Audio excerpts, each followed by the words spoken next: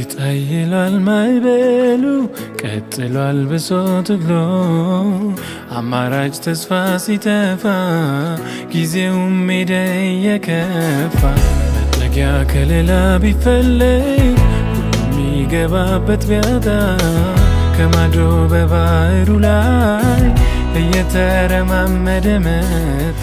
አይዟችሁ አትፍሩ እኔ ነኝ ያለው የባህሩ ጌታ ጸጥ አድርጎ ሁሉንም ማዕበሉን ከመንገድ ገታ።